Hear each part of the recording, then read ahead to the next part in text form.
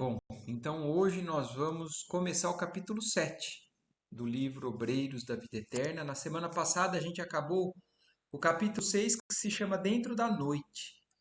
E a gente acompanhou, né, aquele grupo descendo, chefiado pela irmã Zenobia, chegando próximo de uma pessoa, né, um espírito, que a gente ficou sabendo também no capítulo passado, que se trata de um padre que se desviou, né, na conduta durante a encarnação dele e se encontra ali ainda sofrendo muito. E ela, porque tem um carinho especial, o amor por esse irmão, ela está levando o auxílio. E terminou o capítulo quando eles conseguem ali chegar junto do padre Amâncio, né? Eu não tenho certeza agora do nome. E ela prepara o ambiente, né? Fazem uma oração para que a Luciana, que é aquela pessoa que tem capacidade, né, de clarividência, ela tem a propriedade de poder entrar um pouquinho no pensamento, né? Enxergar o que aquela pessoa fez ou deixou de fazer, o que com relação à própria consciência. E aí é nesse sentido que hoje nós vamos ver ela tentando ajudar com esse grupo, esse irmão. Então, depois daquela oração, agora começa o capítulo que se chama Leitura Mental. Após a oração silenciosa, Jerônimo fez Luciana compreender que atingíamos o momento da ação, de ação. Então, depois da oração, né, o Jerônimo fez ela entender que era a hora de ela começar. Oi, Gandolf, tudo bem? Começamos agora, viu? A enfermeira clarividente, evidenciando carinho fraterno, aproximou-se do infeliz e, depois de fitar-lhe a fronte demoradamente, começou. Não é Padre Amâncio, não, né? Boa noite, Gandolfo. É Padre Domênico. Então ela chegou próximo, se concentrou, né, na região, né, da mente daquele irmão, e aí começou a falar com ele. Padre Domênico, vossa mente revela o passado distante, e esse pretérito fala muito alto diante de Deus e dos irmãos em humanidade. Duvidais da providência divina, alegais que o vosso ministério não foi devidamente remunerado com a salvação e imprecais contra o Pai de misericórdia infinita. Porque no final do capítulo passado, vocês se lembram que ele estava blasfemando, né? Falando que ele não tinha justiça, que ele tinha sido padre, que ele deveria ter o paraíso depois da morte dele. Então ele estava revoltado. E agora o que a Luciana está falando? Você está, né, falando contra nosso pai, mas a sua mente, a sua consciência revela tudo. Então, é como eu falei, né, na semana passada, não tem nada o que nós fizemos que não fique registrado, que não exista como ser acessado. E por isso não tem como não lidar com a verdade, né? Por mais que a gente tente manipular, dobrar, tentar não enxergar, mais cedo ou mais tarde todos nós vamos ter que lidar com isso. E é o que ela está falando. Você está blasfemando contra o nosso Pai, mas a sua consciência está com tudo aí, né? E ela continua: vossa dor permanece repleta de blasfêmia e desespero. Proclamais que as forças celestes vos abandonaram ao tenebroso fundo do abismo. Então, para ele, só lembrando, né? Para ele foi abandonado. Não foi olhado pelo nosso Criador e ele desencarnou e ficou à mercê das trevas que ele se encontrou. E estava querendo justiça. E aí, quando ela fala assim, oi Adriana, boa noite, tudo bem? Nós começamos agora. Boa boa noite. Só para você se situar, a Luciana, que é a enfermeira que tem, né, a capacidade da clarividência, está começando a entrar na mente do padre para conversar com ele com as coisas mais claras, né?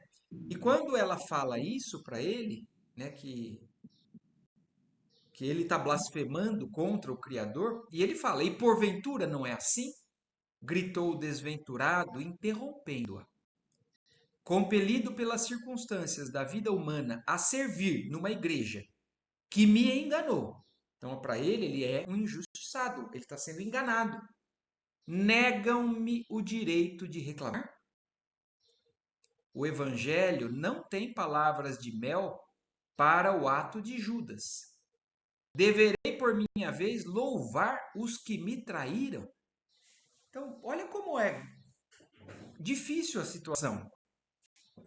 Porque ele não consegue enxergar que ele está errado. Para ele, ele foi traído.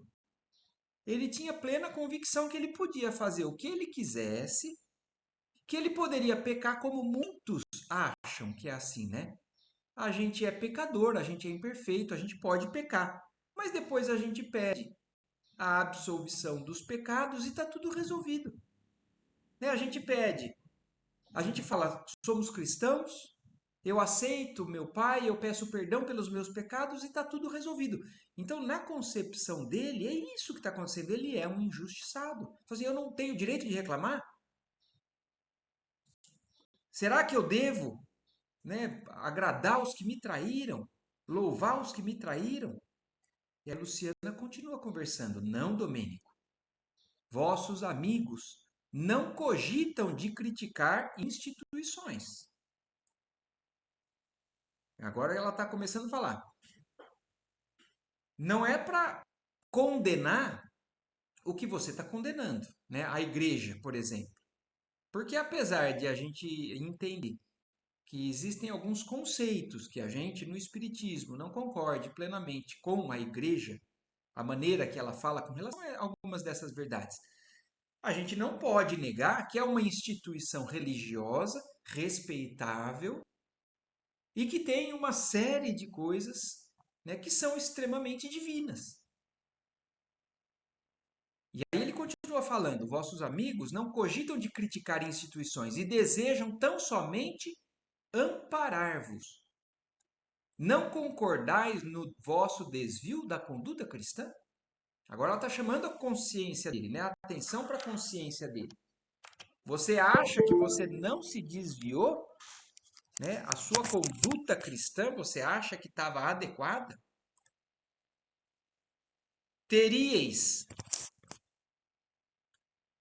de fato agido como sacerdote fiel aos sagrados princípios esposados? Então, tudo bem, você foi sacerdote. Você fazia todo o ritual como deve ser feito.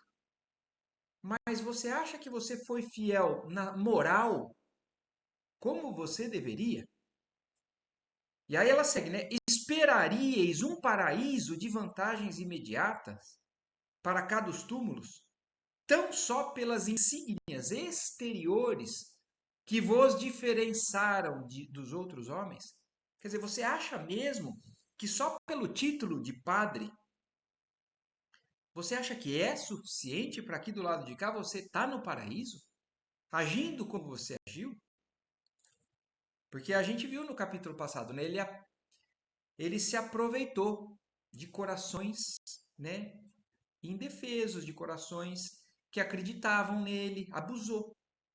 Como a gente sabe que acontece, né, em alguns casos, mas a gente sabe que existem aqueles que não estão na linha, que cedem às suas fraquezas. Tanto no catolicismo quanto no espiritismo, João de Deus, por exemplo, é exatamente um exemplo disso. Quantas ele não teve problema de assédio e tudo mais, e padres também, que a gente sabe que tem envolvimento, até com pedofilia e tudo mais. Então, será que só o fato de ser médium, ou ser padre, ou ser pastor, te garante o céu e você pode fazer então, esses absurdos? Não ponderastes a extensão das responsabilidades desassumidas? Oh, que perguntas! Exclamou o interpelado com indisfarçável azedume. A organização religiosa a que servi prometeu-me honras definitivas. Então aí está o grande equívoco, né? Então, assim, toda a estrutura me prometeu. Assim, você está bem colocado depois da sua morte. Definitivamente, faça o que aconteça o que acontecer. Basta pedir perdão. Será, né, que é assim? E aí ele segue falando: não era eu diretor de grande coletividade social? Não ministrava o Santíssimo Sacramento? Não fui recomendado ao céu? Então, é a questão realmente do que a gente acredita. Que porque a gente tem talvez a costa quente, né, ou alguém que fale por nós, que prometa um cargo, prometa livrar, por exemplo, das leis terrestres, alguém que cometa um crime. E porque tem influências, porque tem dinheiro, consegue escapar da justiça, pelo menos dos homens. Mas a questão é a seguinte: das leis perfeitas de Deus não tem como burlar. Mas é o que ele está achando. Ele fala assim: mas meu Deus, me foi prometido isso. Eu sou injustiçado. E aí, apesar de tais protestos, o padre Domênico já acusava sinais de transformação íntima. Então, aquela dureza, aquela agressividade, talvez já tinha algum sinal de alguma pequena transformação, porque ela está falando com ele, chamando a atenção da própria consciência. Ele ainda está duro, mas alguma coisinha ali já estava começando a sensibilizar o padre. Fizera-se-lhe a voz mais triste, denunciando capitulação próxima. Então aí ele começou a se recordar. Porque quando ela falou assim, você tem certeza que você agiu de acordo com tudo que você deveria? Aí, né, chamando a atenção, a própria consciência começa a passear, né, pelos atos errados que ele tinha feito. O fato de ele nos sentir de mais perto, através da audição, facilitava-nos a atuação magnética de auxílio. Então ele também estava sendo envolvido pela magnetização, né, pela vibração do grupo, que estava tentando ajudar, ele ainda estava endurecido, ele estava criando, né, um bloqueio, mas à medida que ele vai sendo desconstruído nisso, né, vai sendo sensibilizado, eles conseguem agir mais. Então, transfundir energias que possam auxiliar. Ao término de suas interrogações reticenciosas, Luciana observou: as igrejas, meu amigo, são sempre elevadas e belas. Então, é o que ele está falando. A instituição em si é elevada e bela. O propósito do cristianismo, seja católico, seja o que for, é sempre elevado e belo. Consubstanciam invariavelmente o roteiro de nosso encontro divino com o Pai de infinito amor. Ensinam a bondade universal, o perdão das faltas, a solidariedade comum.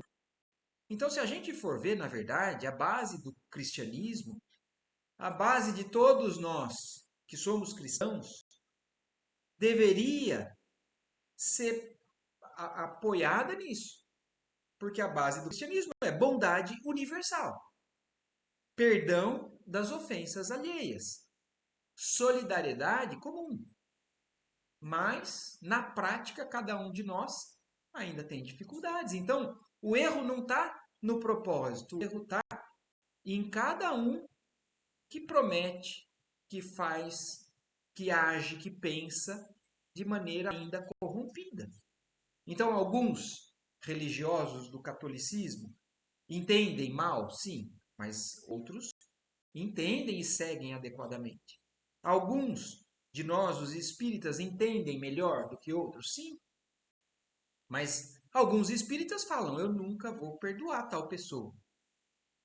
Eu não consigo lidar com isso, eu não consigo lidar com aquilo. Então, a gente tem que ser bem claro com a nossa própria consciência também, né? Mas a base do cristianismo, e principalmente do que ele está falando agora, da igreja que ele professava, que ele está condenando, é belo e elevado. Ensinam tudo isso. Mas, e os nossos crimes, fraquezas e defecções? Em geral, todos nós, filiados a correntes várias do pensamento religioso na Terra, exigimos que se nos faça justiça, esquecidos, contudo, de que as noções de justiça envolvem a existência da lei imutável, da verdade universal, e não da lei que puxa para algum lado. Então, nós, ainda com as nossas imperfeições, tendemos para esse personalismo, para esse egoísmo. E como ludibriar a lei, soberana e inalterável, embora compassiva em suas manifestações?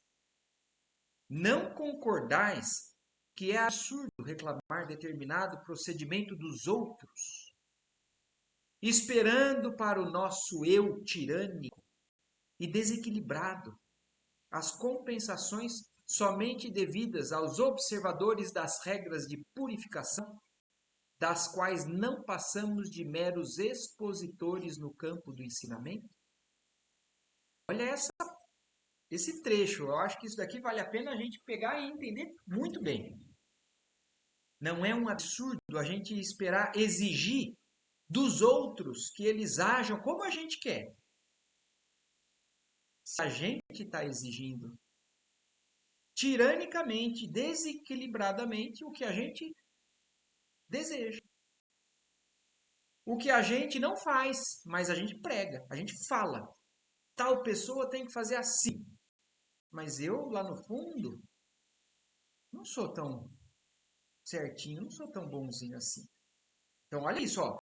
Não concordais que é absurdo reclamar determinado procedimento dos outros, esperando para o nosso eu tirânico e desequilibrado as compensações somente devidas aos observadores das regras de purificação, das quais não passamos de meros expositores. Quer dizer, a gente é muito bom de falar das leis, dos versículos, dos ensinamentos, mas fazer de verdade, a gente está muito longe.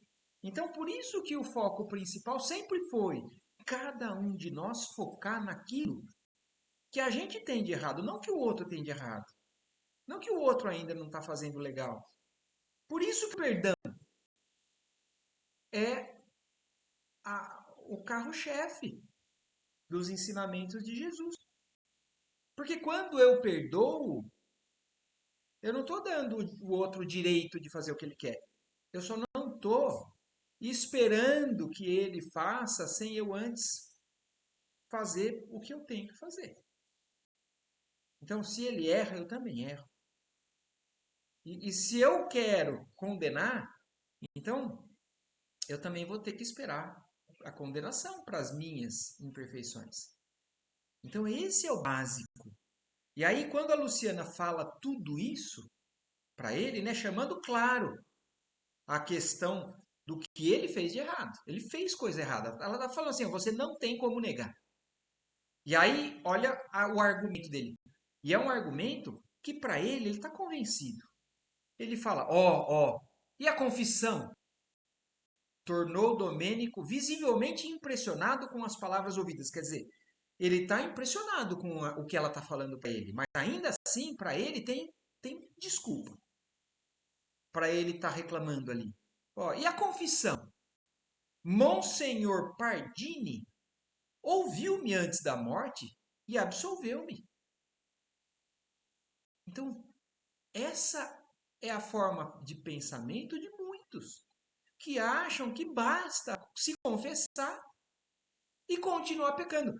Jesus, quantas vezes falou, a tua fé te salvou, vai, perdoou, não condenou, mas ele falou, vai e não peques mais. Não é? Pode continuar pecando. Pode continuar sendo do jeito que você é. O Espiritismo nos pede andar para frente. constantemente. O Cristo veio nos ensinar o caminho e a gente fica acomodado na imperfeição, falando, não, pode ser assim que vou chegar do lado de lá e vai estar tudo bem. Não vai. É simples assim, não vai tudo bem. E aí o que ele está falando? Mas o padre, o Monsenhor Pardini, me ouviu e ele me absolveu. Quem é que tem a capacidade de absolver pecado? E aí ela fala, e confiastes em semelhante medida? Quer dizer, você acreditou que alguém é capaz de absolver seus pecados? Vosso colega de sacerdócio poderia induzir-vos ao bom ânimo e à coragem necessária ao serviço de reparação futura. Quer dizer, ele tem sim a sua importância. Ele pode te ajudar, te induzindo a você fazer o caminho certo. Ter coragem, bom ânimo. Vamos lá, que o Pai é misericordioso. Ele nunca vai faltar com recurso.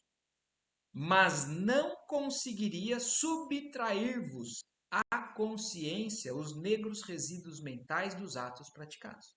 Quer dizer, ele pode ter te absolvido, mas a sua consciência está com tudo aí. Ninguém tira. Tudo que nós fizemos está gravado em nós. A gente pode até fazer vista grossa por algum tempo, mas mais cedo ou mais tarde vem à tona.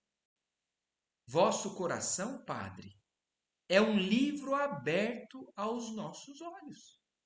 Então não precisa esconder, a gente está vendo o seu livro aberto. Envolvido nas trevas, injuriais o nome de Deus e sua justiça. No entanto, a viva descrição de vossas reminiscências são bastante expressivas. Olha aí, você pode injuriar, blasfemar, mas a sua consciência traz claro para a gente o que é que está acontecendo aí dentro. Porque Domênico se calasse humilhado, sob a vigorosa influenciação magnética de Zenóbia, que a mantinha nos braços, a clarividente prosseguiu. Quer dizer, a Zenóbia, vocês se lembram, ela botou ele no colo ali, né? E a Zenóbia ainda está escondida para ele. Ela não aparece, ele não ouve ela. E aí a Luciana continua. Vejo-vos a derradeira noite na existência carnal. Olha isso, agora ela está falando, estou vendo o último dia aqui na terra sua, antes do seu desencarne. E aí ela vai começar a relatar tudo. O livro aberto dele, né? Acompanho-vos em noite fria, sob fortes rajadas do vento de céu sem lua. Desviastes o passo de centro populoso e enveredais por estrada sombria de recanto suburbano. Não somente vos observo a forma física, sinto-vos igualmente o estado emocional. Olha isso, a Luciana tem acesso não à cena só, ao que ele sentia. Então, olha isso, o que a gente pensa, o que a gente vibra com relação àquela pessoa, àquela situação, ao que eu quero fazer, ao que eu não vou fazer, também é um livro aberto para a espiritualidade superior. E aí ela segue explicando, né?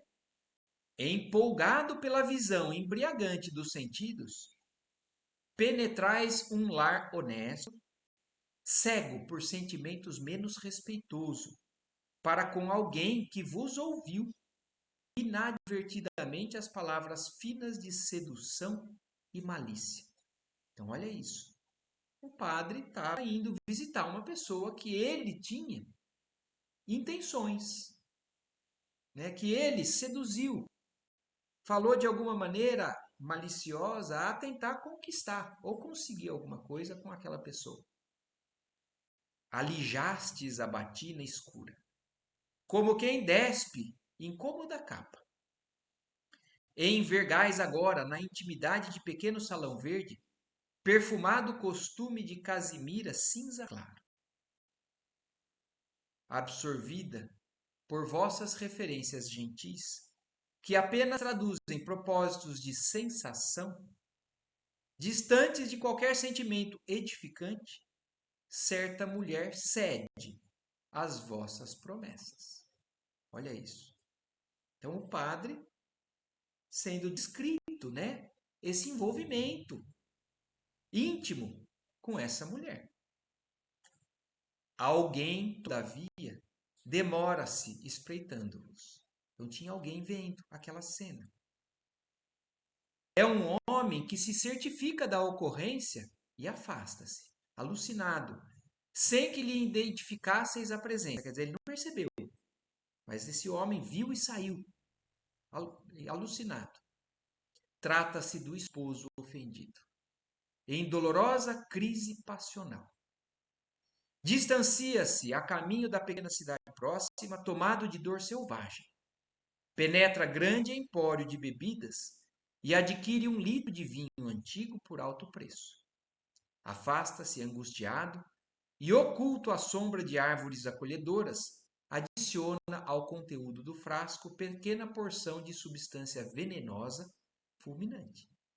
Então, olha isso. Então, o marido traído comprou um vinho, colocou veneno. Em seguida, espera-vos de longe, acariciando a ideia do assassino. Noite alta, regressais ao presbitério, e o adversário, como quem volta de ligeira viagem, saúda-vos agradavelmente com dissimuladas demonstrações de estima e confiança. Então, esse marido provavelmente estava realmente viajando, né? Voltou mais cedo, pegou a cena, e aí planeja. E chega para o padre como se tivesse voltado de viagem, levando o vinho para ele. Paira o convite ao vinho reconfortante na madrugada gélida e abris a porta da residência paroquial. Entrais calmo. Na tepidez do interior doméstico, à frente de vasta mesa bem servida, experimentais honrado o vinho velho misturado a veneno destruidor. Não tivestes tempo para explicações. Ante vossos gemidos furiosos e roucos, entre esgares de sofrimento, o assassino ri-se e pronuncia aos vossos ouvidos feias palavras de maldição. Então, a hora que ele já estava a tal ponto de não voltar mais, já tinha bebido o suficiente para morrer, aí aquele marido abre o jogo, né? Fala, inclusive, o que ele queria, acusando, né? Falando para o padre que ele sabia o que tinha acontecido. Quando a respiração se fez mais opressa, o homicida pediu socorro às dependências da casa, depois de inutilizar a prova do crime ante vossos olhos assombrados. Então, olha isso, a hora que ele viu que não tinha mais jeito, ele se livrou do vinho e ainda pediu socorro. Gente, acudam, o padre está passando mal. Precipitam-se em vão os servidores. Velho eclesiástico aproxima-se no intuito de ouvir-vos. Deve ser o Monsenhor Pardini. Quer dizer, aquele que ele falou que ele se confessou de vossas referências. Quer dizer, aquele que ele falou agora há pouco.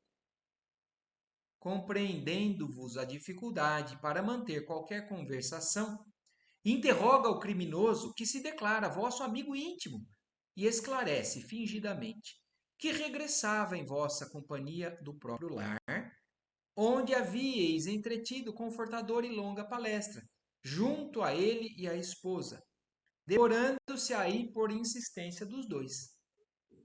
Quer dizer, falou, não, ele estava lá em casa, viemos de lá e ele começou a passar mal.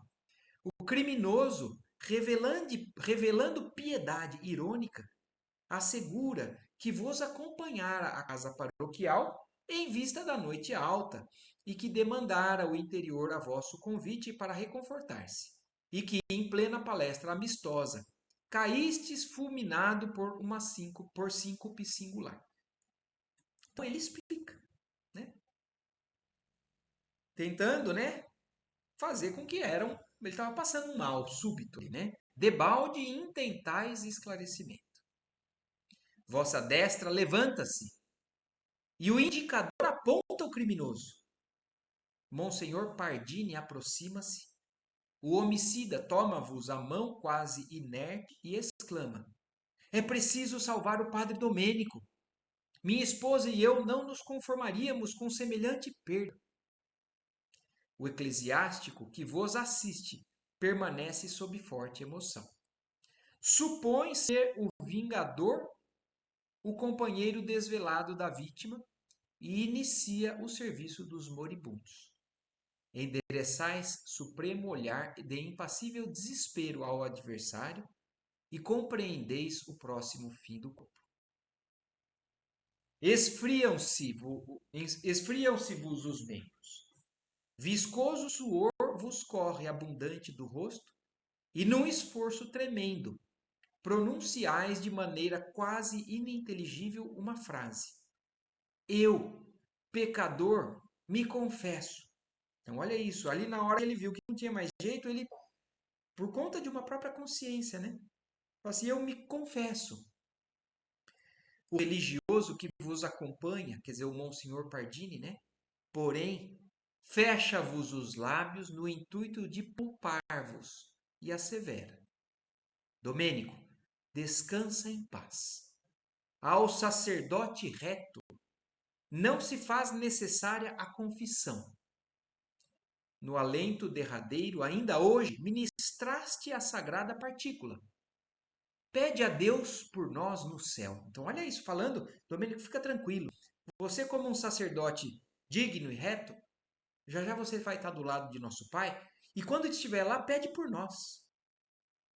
Em seguida, concede-vos plena absolvição de todos os pecados da existência humana. Olha lá.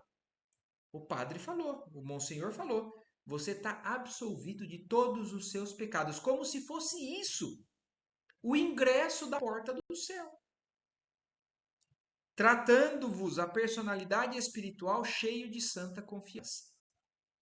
A palavra do colega, porém, perturba-vos a consciência.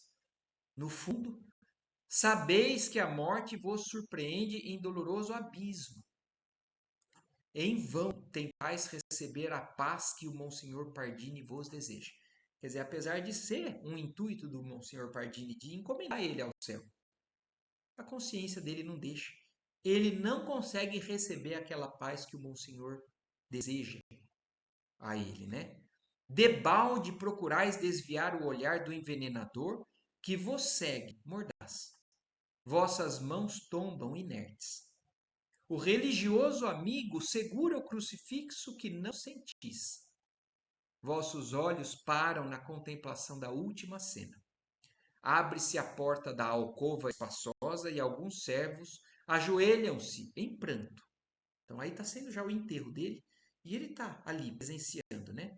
Não distante, um sino toca fúnebre aviso. Amanhece. No dia seguinte. Entretanto, semi-inconsciente, fustigado pela dor e pela desesperação, não vos vejo desfrutando as claridades do novo dia que surge. Aí a Luciana está falando, tudo isso aconteceu. A realidade é que a religião, ou muitos podem acreditar, que basta a bênção de um padre, de um monsenhor, de um bispo, seja lá do que for, de um papa. Mas isso não muda o que a pessoa fez ou deixou de fazer.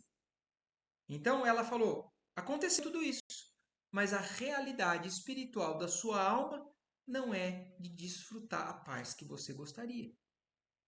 Cá fora, há círios acesos e atitudes respeitosas dos paroquianos que se multiplicam, visitando-vos os despojos, após o laudo médico de bondoso facultativo que intimamente vos crê suicida, fornecendo, porém, explicações da causa mortis como sendo fulminante ataque de angina, a fim de evitar escândalos e perturbações no círculo sempre venerável da religião.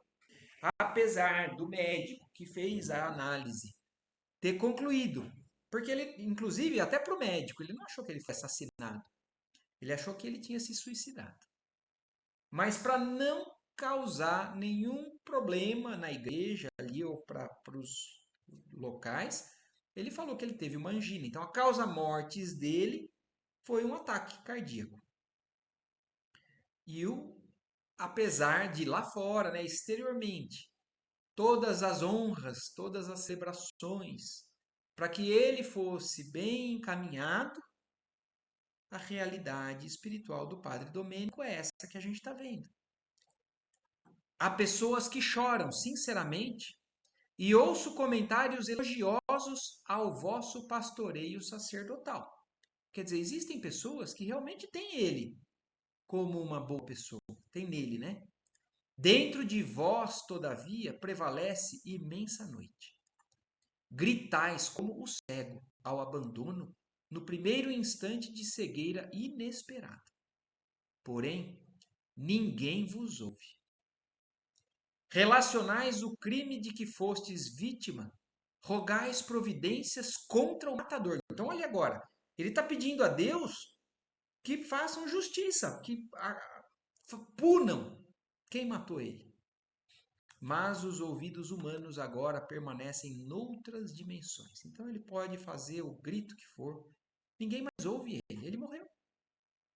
Então esse espírito está ali, do lado de lá, que poderia estar começando a se arrepender daquilo que fez, mas não. Ele só se enxerga vítima. Ele só se enxerga na condição de alguém que merece pelo que fez. Muita coisa boa pode ter feito. E que se puna quem deve ser punido, mas ele não. Buscais o recurso de fugir, mas invencíveis grilhões vos ligam ao cadáver. Olha isso aí, além de tudo isso, pela materialidade, ele não está nem solto ainda do corpo. Então ele tentou fugir, mas ele ainda está preso ao cadáver. Ao crepúsculo, processa-se o enterramento. Abre-se o templo suntuosamente ornamentado com flores roxas. Cânticos tristes evolam-se do coro e toda a nave cheia a incenso.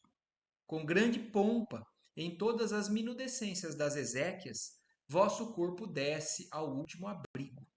Então acabou o funeral, né, o velório, no momento assim final do enterro dele, né? Entretanto, permaneceis ligado às vísceras decompostas. Então, como a gente sabe que acontece com muitos, né, que não conseguem ainda o benefício de se desligar do corpo e continuam. Isso explica, inclusive, muitos dos medos que algumas pessoas têm com relação, né, a ser enterrada viva ou a sensação de claustrofobia, porque o espírito já passou por uma sensação como essa. O corpo está ali enterrado, sepultado, e dependendo do grau dos desvios, esse espírito ainda não conseguiu se desligar totalmente e acompanha por um período, o grau, inclusive, de decomposição do próprio cadáver. A descrição da enfermeira impressionava-me profundamente, porque tudo isso é o que a Luciana está vendo. E descrevendo para o padre Domênico, mas todo mundo ali está ouvindo. A entidade infeliz parecia tocada nas mais recônditas fibras do ser. Após breve espaço, Luciana prosseguiu. Com o sepultamento do corpo, começaram para a vossa alma infinitos padecimentos. Permaneceis atormentado pela ansiedade, pela fome, pela sede, pela dor. Não posso precisar quanto tempo gastais em semelhante angústia. A Luciana não consegue falar quanto tempo ele passou assim, mas o tormento dele só aumentou com o passar do tempo. Sinto, porém, que a entidade sofredora de certa mulher vos visita o sepulcro. Então, olha isso aí, um espírito de uma mulher visita ele. Estende-vos braços horrendos e, sob impressão de pavor, conseguistes desatar o laço ainda restante que vos prende ao corpo disforme, fugindo a praguejar. Então, olha isso, ele foi libertado, foi ajudado, não por um espírito de luz, por uma entidade, né, feminina, com aspecto trevoso, né, que acaba tirando ele dali. E aí ele sai dali praguejando, amaldiçoando, reclamando. Vosso quadro consciencial modifica-se. Recordais o drama da infortunada que vos apareceu suplicante. Então, olha isso. Aí a consciência dele sai daquilo que ele estava fechado, né?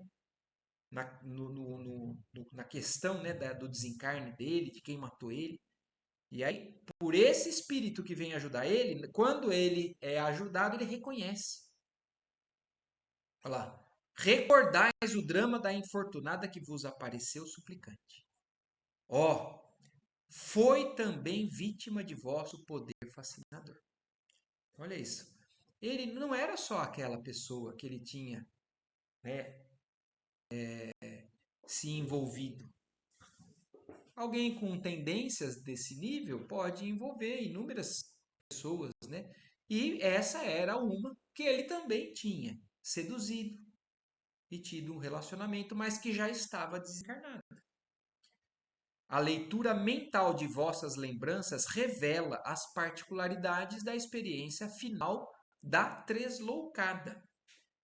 Olha isso, a Luciana agora vai além. Não vai só descrever o que tinha acontecido no dia da morte dele, do desencarne dele. Vai agora começar a abrir um leque de outras possibilidades com relação a essa outra pessoa. Pobre mulher crédula e confiante. Vejo-a chegando ao presbitério em tempestuosa noite. Experimentais a emoção inferior do homem menos digno que sente o império absoluto sobre a presa. Olha isso, ela descrevendo alguém que chegou pedindo socorro para o padre numa noite de tempestade e ele olha para ela com um olhar malicioso, como se fosse alguém, como se fosse um predador que tem sobre o seu domínio a presa. A pobrezinha, todavia, chora e roga-vos auxílio. Pronuncia palavras de comover corações de pedra, mostrando indefinível desalento. Percebam o que diz. Confiou excessivamente em vossas promessas e cedeu aos vossos caprichos de homem vulgar. A princípio, acreditou que não adviriam desagradáveis consequências. Quer dizer, se acabou sendo envolvida por essa malícia do padre, né? Mas achando que não teria um problema, não teria tanta consequência. Nem ela, nem ele, né?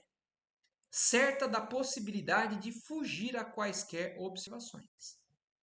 Sabíeis engodar-lhe a inexperiência em assuntos afetivos e proclamáveis a inocência de semelhantes relações. Porque imaginem, né, para quem vive uma situação como essa, que a gente sabe que infelizmente são inúmeras. Alguém, porque um padre ou qualquer outro que assuma uma posição de ser fiel e não é fiel, mas principalmente na questão de um padre. Na questão dele, tudo bem, tem a consciência que, no caso, ele está totalmente entregue, né, a desvios de pensamento. Mas e quem é também comparsa nisso? Né? Quem é que é conivente com isso? Fala assim, eu estou saindo com o padre. Então, imagina, né? Não é fácil também lidar com a própria consciência. Mas ele, é o que está falando, ele sabia convencer ela de que talvez aquilo era necessário, porque ele era humano, porque ele tinha hormônios, seja lá o que for. Contudo, agora anunciava-se um filhinho, preocupando-lhe o coração. Então, olha isso, dessa relação, ela engravidou. Quem a socorreria? Quem lhe restauraria a paz familiar? Não seria melhor a legalização dos laços existentes? Não deveriam esperar honrados a dádiva de um filho abençoado por Deus? Quer dizer, na cabeça dela, falou assim: meu Deus, como é que vamos sair dessa agora?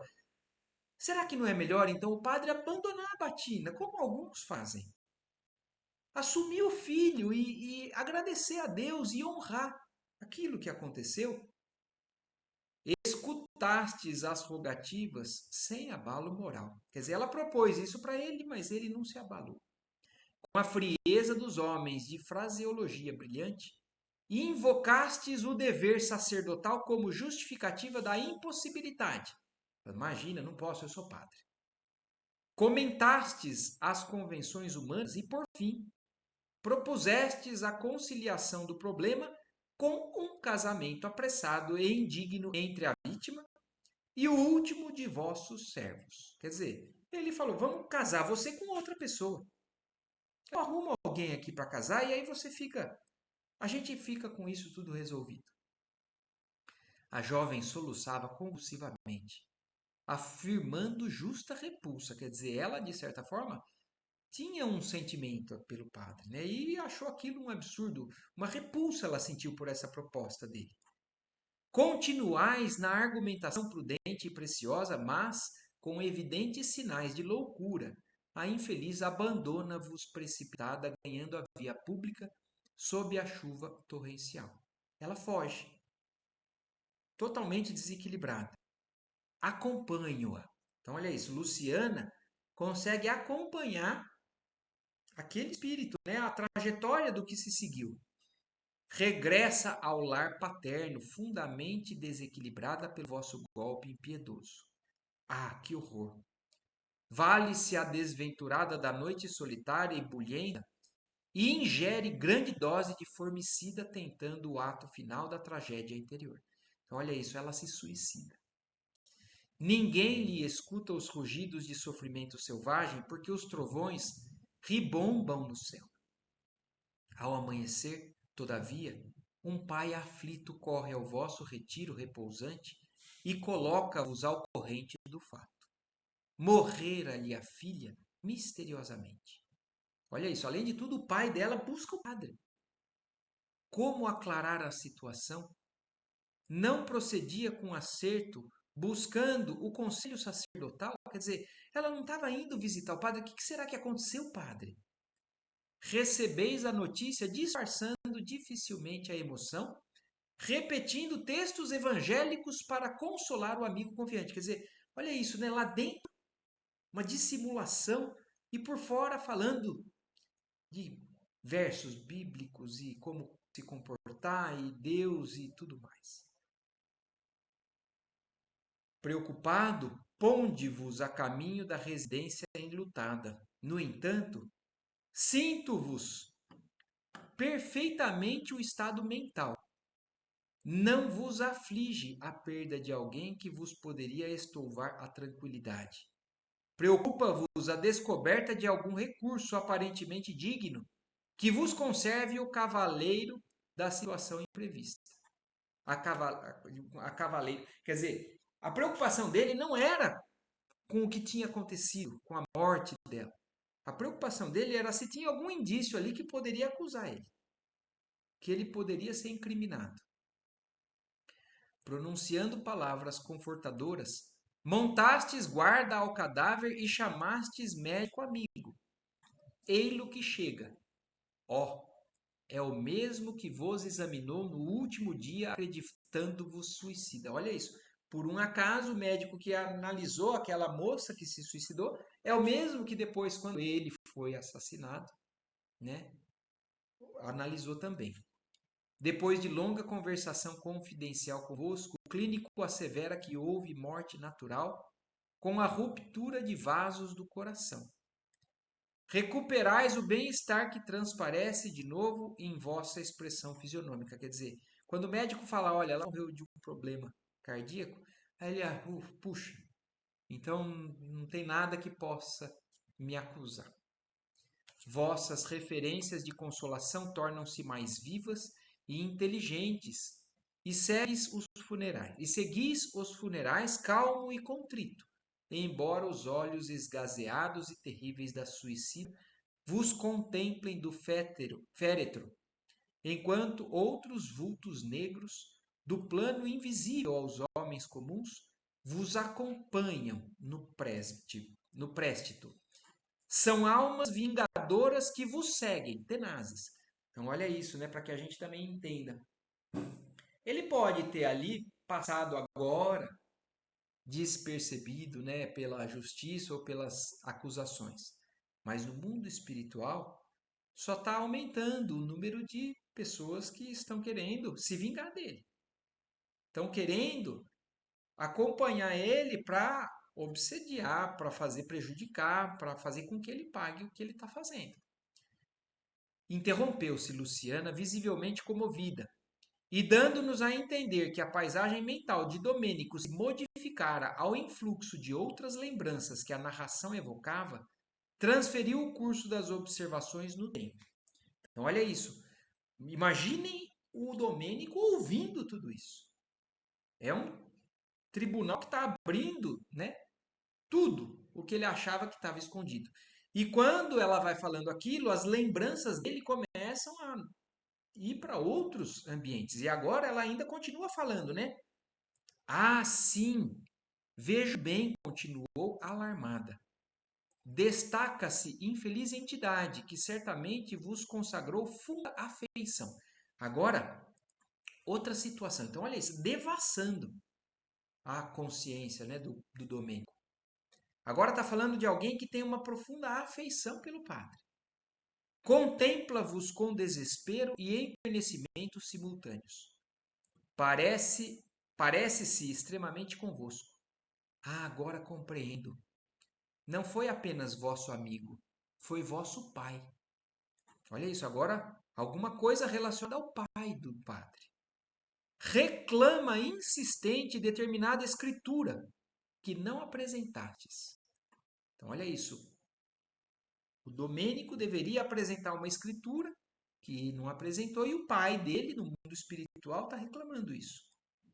Que vejo. Em torno dele há imagens vivas de recordações angustiosas. Vocês começam a entender por que a Luciana é extremamente importante no caso? Por que a Zenóbia falou que bom que chegou alguém com essas particularidades, né? Com essa habilidade desenvolvida para que a gente possa abrir para o padre, porque até então ele tem como esconder. A Zenóbia não tinha a capacidade de invadir todos esses detalhes como a Luciana está falando. E a função da Luciana é justamente esse, trazer às claras o que estava oculto. E aí agora falando do pai dele, contemplo-lhe a derradeira noite ao vosso lado. Então olha agora, está vendo o dia que o pai dele morreu. Fixa-vos carinhoso e confiante. A dispneia concede-lhe trégua mais longa e o moribundo entrega-vos grande testamento em que relaciona suas últimas vontades. Olha isso, no dia da morte do pai, o pai entregou um testamento para o Domênico. Fala-vos afetuoso e humilde de seu passado oculto. Não foi simplesmente o genitor feliz de um sacerdote e de filhos outros que lhe honram o nome, declara. Quer dizer, ele abrindo a confissão para o próprio filho. Falou assim: eu não fui só o seu pai e o filho dos seus irmãos honrados, né, com o nosso nome. Foi moço arrojado a comprometer-se em aventuras diferentes. Então, olha isso, o pai dele também tinha essas tendências. O pai dele também tinha sido infiel. Possuía alguns filhos à distância do lar e não desejava partir sem legitimá-los devidamente. Então, a consciência do pai e do padre era que agora que ele estava partindo, ele queria, de alguma forma, reconhecer esse erro e não deixar desamparado esses outros que eram filhos deles também.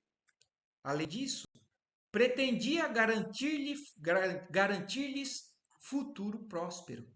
Então, ele tinha bens que ele poderia beneficiar a esses outros filhos também.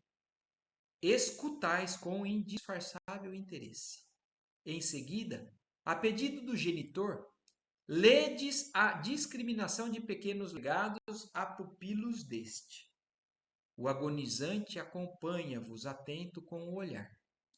Tendes agora belas palavras nos lábios, justificando-lhe os erros do passado. Quer dizer, o padre ouve a confissão do pai, lê o testamento e é super receptivo, amoroso. Sabeis consolar com primores verbalísticos que lhe provocam admiração. Por fim, prometeis ao coração paterno exato cumprimento de seus derradeiros desígnios. Olha isso, é ótimo em agradar. Edificado, confessa-vos ele os deslizes que omitira. Declara-vos seu arrependimento em extremis e diz de sua esperança no céu, onde Jesus lhe receberá os sinceros desejos de reparação. Então, no caso, o pai dele realmente se arrepende e quer começar agora a refazer, consertar. Palavras entrecortadas por suprema aflição, reitera-vos a súplica de amparo constante a certa mulher, cercada de filhinhos, que esperam dele o sustento necessário. Ajudado por vós, abraça-se ao crucifixo, que contempla de olhos nevoados, recitais longa e comovente oração, acariciando-lhe a cabeça grisalha. Mais alguns momentos, esforçando-se por ver-vos pela última vez, o moribundo cerra os olhos no ato final do corpo. Estás sozinho com o cadáver. Conservais o polegar e o indicador da mão direita sobre os olhos do morto, a fim de imprimir-lhe boa postura fisionômica. Antes, porém, de qualquer comunicado ao interior doméstico, sepultais o documento em móvel pesado, com intenções francamente hostis aos retos propósitos do desencarnado. Quer dizer, ele falou tudo para o pai, mas a hora que o pai se foi, ele fez diferente.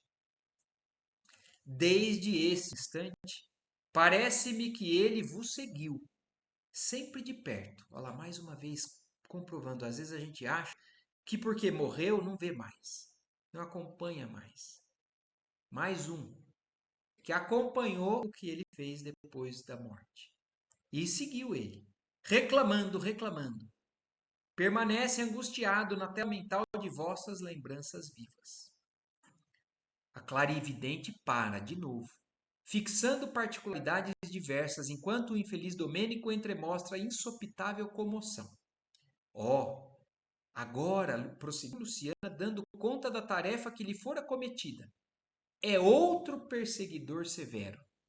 Salienta-se a minha visão. É um velho eclesiástico. Olha aqui, agora acabou a história do pai e está entrando numa outra história. Então, a lista de coisas que esse padre fez está sendo toda trazida ali. E a Luciana, como está ali para isso, segue falando. Agora é outro perseguidor. E é um velho eclesiástico, um outro padre, que deixou o aparelho físico endereçando-vos intensas vibrações de ódio. Vossas reminiscências esclarecem o fato. Desejáveis a qualquer preço o curato que lhe pertencia. Então, olha isso. O padre Domênico queria aquela paróquia, aquela localização. Mas era um padre que já estava ali, provavelmente, há algum tempo. Variados interesses pessoais prendiam-vos o pensamento àquela pequena cidade sob a orientação do antigo pároco. Intentais a realização do desejo por métodos suas ordens. Quer dizer, ele tinha interesse naquela cidade, naquele local, e tentou. Em longo diálogo, propondes a compra da paróquia em caráter particular. Alegais dispor de bastante influência política para efetuar a transferência, sem abalos, remunerando-lhe a adesão incondicional ao projeto. Quer dizer, ele tenta comprar do padre aquela localização, porque tinha condições, tinha influência política e financeira. O velhinho, porém, recusa e justifica-se. Permanece junto àquele rebanho desde muitos anos. Além disso, está velho e doente. Servir à igreja com as melhores forças de seus bons tempos de saúde física e espera a possibilidade de morrer ali, respirando o ar amigo do seu pequeno pomar. Então, o outro padre também tinha um afeto, um interesse afetivo com aquela região, mas ele conquistou aquilo. E ele já estava velho e doente, então ele estava falando, está chegando próximo, e eu quero morrer aqui. Reconhece vossa superioridade na questão, considerando-vos as relações prestigiosas no seio do clero e da administração pública, e assegura que, se outras fossem as condições, cederia o lugar sem qualquer remuneração ou relutância. Quer dizer, ainda fala, eu sei que você tem mérito, direito. Se eu não tivesse nessas condições, você não precisaria nem me pagar.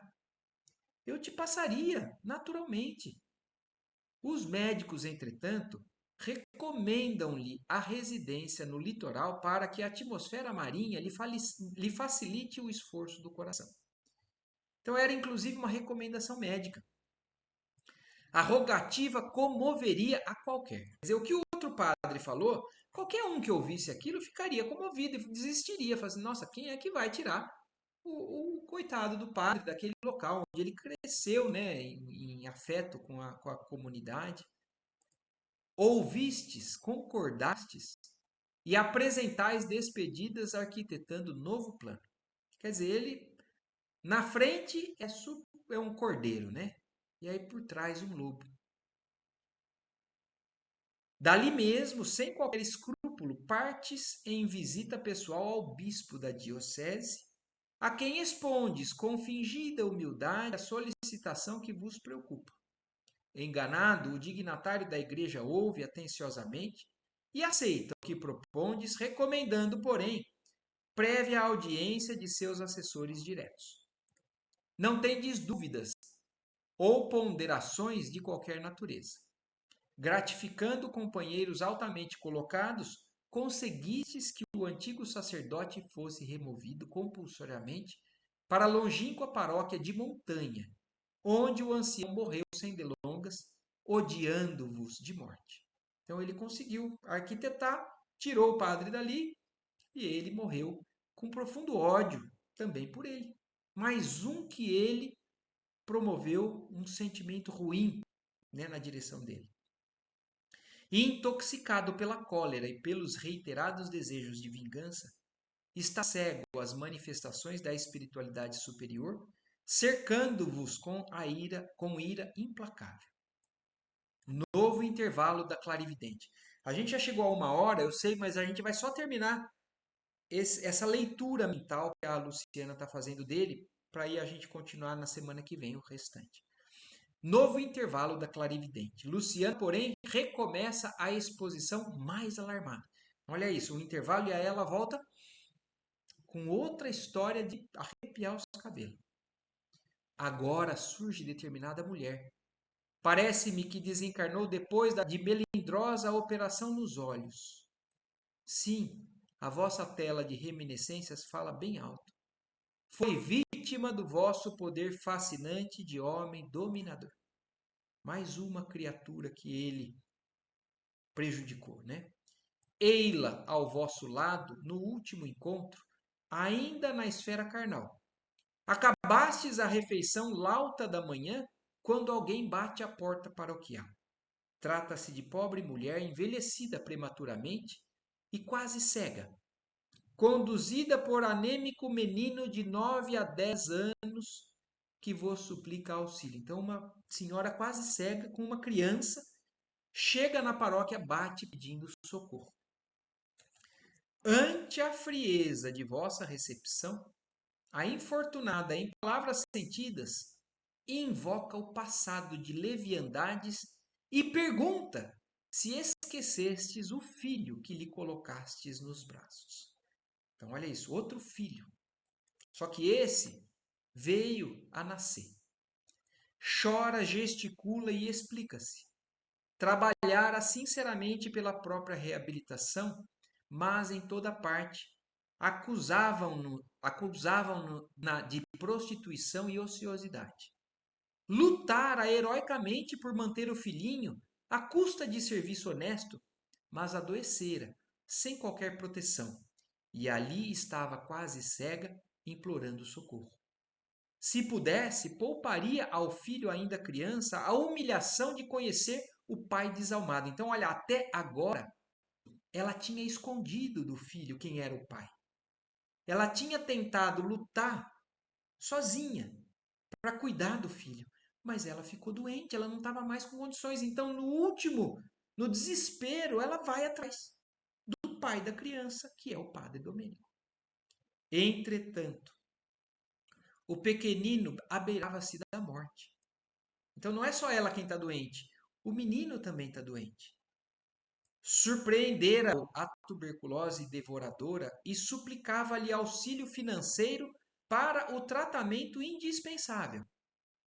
a criança contempla-vos triste e confiada. Ouvis indiferente. E ensaiastes resposta estranha. Quer dizer, além disso, ele ouve e arquitetando o que vai responder, né? Sem sensibilidade, sem nenhum tipo de intenção de auxílio. Ao vosso toque particular de campainha, determinado servidor aparece conduzindo cães bravos que ameaçam os pobres pedintes, forçando-os a fugir espavoridos. Então, olha isso.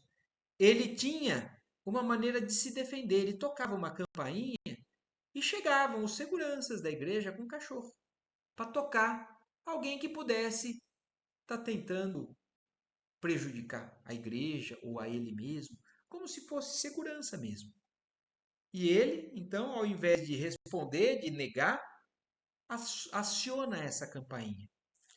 A criança, no último degrau da anemia, morre sem recursos e a mãe infeliz desencarna em pavilhão da indigência com o sinistro desejo de vingar-se de vós de qualquer modo. Então, mais uma pessoa que ele prejudicou e tem vontade de se vingar. Interrompera-se Luciana novamente, como para fixar minúcias apenas visíveis ao seu olhar, de súbito exclama. Então aí a Luciana, descrevendo, vendo mais, volta a falar, né? Oh, que horror, vejo mais. Então imaginem, se tudo isso não bastasse, né? Diferente mulher de olheiras fundas e negras vestes. Não terminou a observação, todavia. Então, nesse momento, aí ela ia ainda continuar, mas aí foi o limite para ele. Nesse instante, o desventurado proferiu um grito terrível, desfez-se em lágrimas e exclamou alucinado de sofrimento moral: Basta, basta!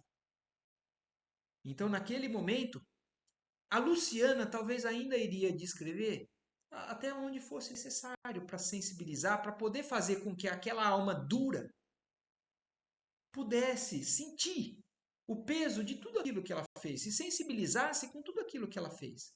E foi nesse momento em que ele chegou nesse auge ali e não aguentou mais, falou: basta.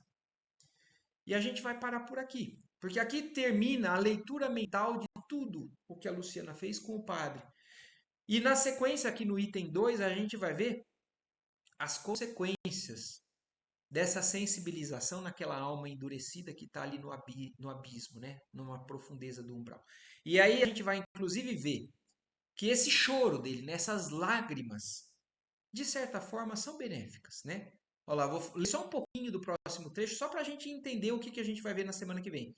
Soluços atrozes lhe rebentaram do peito opresso, sem solução de continuidade.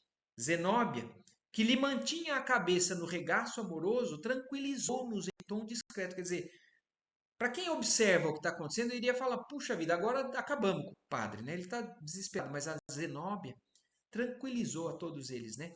Domênico melhora, graças ao nosso divino médico. Para o espírito culpado e sofredor, as lágrimas são também uma chuva benéfica que refrigera o coração. Então, são essas lágrimas que começam a sensibilizar ou a lavar essa alma para poder começar um caminho diferente, uma forma diferente de enxergar. O que até agora ele não estava conseguindo. Ele estava sempre fixado naquela mentalidade vítima de que não fez nada de errado. E agora ele precisou chegar a esse extremo, mas pelo menos foi sensibilizado. E aí na semana que vem, então, a gente vai lidar com essa reviravolta na questão, né, do padre. Dali para frente, com a conversa que teve com a Luciana. Certo? Por hoje tem bastante coisa Só de impressionante. pensar quantos pecados que ele teve. Quantos pecados que ele teve, quantos pecados que nós temos. Mas cada coisinha da gente, nós vamos responder. Exatamente. Então, nós precisamos corrigir para não continuar, Nós precisamos exatamente pegar firme, né? para O que não a errar. gente tem condições já de melhorar e ter consciência, essa consciência para que a gente não tenha o cuidado de não cair, né, nesse endurecimento, né? É claro que a gente tem que valorizar os nossos valores, né, o nosso lado positivo, porque senão se a gente for só ficar enxergando defeito, a gente afunda. Psicologicamente isso não é Não é? adequado. Mas, por outro lado, a gente tem que ter clara a nossa noção de equilíbrio entre o que a gente já tem de bom e o que a gente ainda não tem de bom, e o que a gente pode melhorar, porque senão a gente fica estacionado, senão a gente não resolve esses problemas. Então foi necessário, nesse momento, lidar com a verdade nesse nível, né? Que talvez para alguns não seja o momento, a maneira adequada, mas que o padre estava chegando, a Zenóbia tinha autorização e informações de que era o momento adequado para a abertura, né, desse livro, para Para ele, saber. para poder ajudar, não para acusar, não para afundar, É isso que eu ia falar. é para ajudar. Um dos outros pontos, não julgue. Sim, é para poder trazer ele para uma realidade e aí abrir horizontes para que ele possa ser levantado, né? Então, é esse o intuito. Então foi um É capítulo lindo, né? Maravilhoso aí para a gente. maravilhoso. E semana que vem a gente continua, certo? É. Perfeito. Então, ótima noite Boa e semana semana. para todos. Boa Boa noite. Boa Boa noite. noite a Boa todos. noite para Tchau, todos. tchau.